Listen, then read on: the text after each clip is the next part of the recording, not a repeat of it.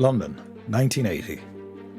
6 armed gunmen have seized the Iranian embassy at Prince's Gate. 26 hostages are held at gunpoint. After 6 days of failed negotiations, a single code word is transmitted through encrypted channels: Nimrod. Within 11 minutes of explosive entry, 5 of the 6 assailants are neutralized. The operation is broadcast live to millions, and the world witnesses a unit that it was never meant to see. This is the moment that the Special Air Service emerged from absolute secrecy into operational legend. But what the cameras captured was only the surface. Behind the black-clad figures abseiling from the embassy roof lay decades of institutional knowledge, a selection process designed to break the exceptional, and a doctrine of surgical intervention that has since been replicated but never equalled by Allied forces across the globe.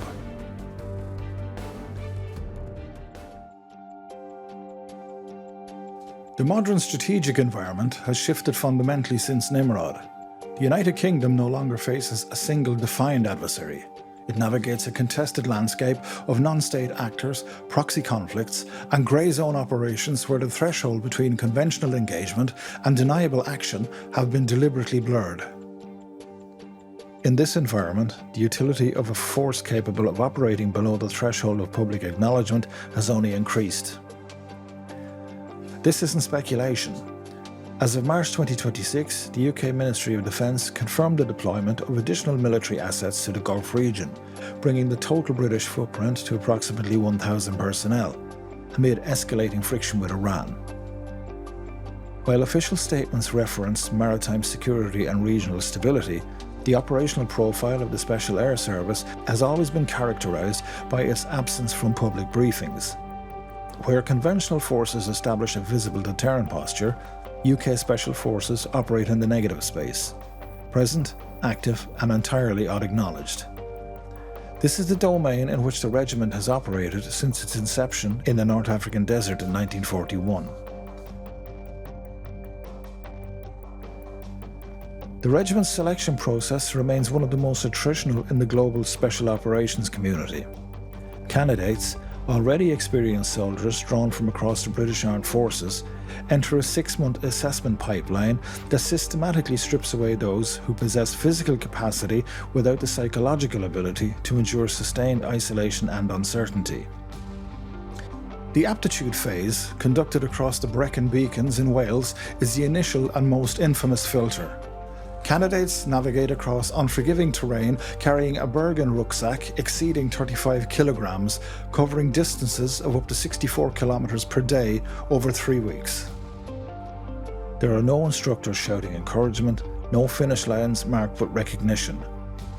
Each candidate moves alone, navigating by map and compass across featureless ridgelines in conditions that frequently deteriorate into fog, rain, and near zero visibility. The phase is designed to eliminate those who required external motivation to continue, a core incompatibility with the operational reality of long-range patrols behind hostile lines where the only person monitoring your progress is you. Attrition during this phase alone routinely exceeds 60%. Those who survive the hills proceed to the jungle phase, conducted in the dense, humid terrain of Brunei. Here, the assessment shifts from individual endurance to small unit tactics, survival skills, and the ability to operate effectively in an environment where the visibility is measured in meters and the threat environment is omnidirectional. Candidates learn to navigate waterways, construct concealed observation posts, and conduct patrol operations while managing the persistent degradation of tropical conditions, fungal infection, sleep deprivation, and the psychological pressure of sustained discomfort. By this stage, cumulative attrition has removed approximately 85% of the initial cohort. The final phase, combat survival, introduces a dimension that no amount of physical conditioning can prepare a candidate for: resistance to interrogation under simulated capture conditions, where psychological resilience, not physical endurance, becomes the discriminating factor. The result is a force of fewer than 300 operational personnel drawn from an annual selection pool of approximately 150 to 200 candidates, although precise figures remain classified. The regiment is organised into 4 Sabre squadrons, each subdivided into 4 specialised troops: boat troop, air troop, mobility troop and mountain troop. This structure is not administrative. It ensures that within any single squadron, the full spectrum of insertion and extraction capabilities is immediately available. On the equipment side, the primary individual weapon is the WWII-A2, a Colt Canada C8 SFW variant chambered in a 5.56mm, selected for its reliability in adverse conditions and its modular architecture. The rifle features a free-floating barrel, ambidextrous controls and an integrated rail system compatible with a full suite of night vision, laser designation and magnified optics. The sidearm is a Glock 17, valued for its mechanical simplicity and resistance to fouling in operational environments where routine maintenance is not guaranteed. But the kinetic capability is only one dimension. The modern SAS operator operates within a dense information environment. Man-portable, unmanned aerial systems, small, acoustically suppressed, and capable of real-time full-motion video relay, provide overhead surveillance in denied areas. Compact signals intelligence suites allow operators to identify hostile communications nodes before kinetic action is initiated. In low-light conditions, operators employ fused night vision systems that combine image intensification with thermal overlay, enabling target discrimination in environments where traditional optics would fail. One of the things that distinguishes the SAS from a conventional infantry section is its integration of these systems, the ability to see, hear and understand the battle space before making contact. This in part defines the regiment's operational signature. Now here's why this matters. The United Kingdom's defence posture has undergone a significant recalibration in the past decade. The Integrated Review of Security, Defence and Development and Foreign Policy, refreshed in 2025, explicitly prioritises a persistent global presence supported by agile, lethal special operations forces capable of operating across the conflict spectrum. This is not bureaucratic language. It's an acknowledgement that the UK's strategic interests can no longer be secured by static force deployments or conventional deterrence alone.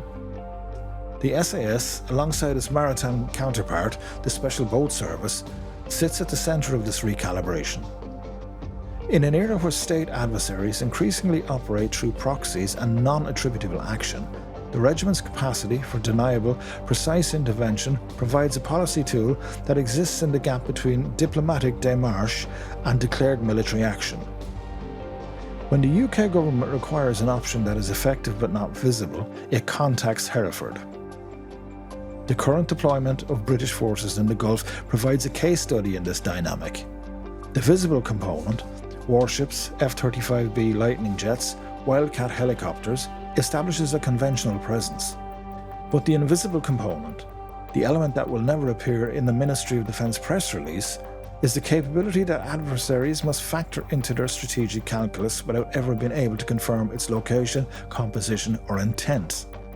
This asymmetry of information is itself a weapon.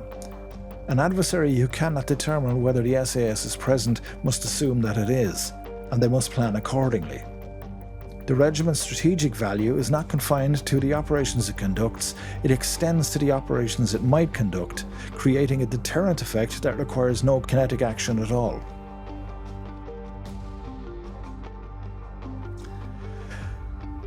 The Special Air Service was forged in the deserts of North Africa over 80 years ago, but its current form reflects a unit that has adapted continuously to an evolving threat environment. From the counterinsurgency campaigns of Malaya and Oman, through the counter-terrorism revolution that followed Nimrod, to the complex multi-domain operations of the present day, the regiment has survived not through institutional rigidity, but through relentless self-examination and adaptation. What distinguishes the SAS from its international counterparts is not any single piece of equipment or any specific tactical procedure.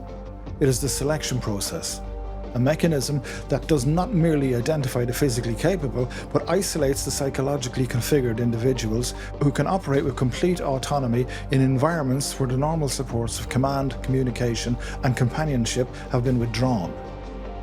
This is the core of the regiment's identity, and it is why, 4 decades after the world watched the assault on the Iranian embassy, the SAS remains the standard against which other special operations units are measured.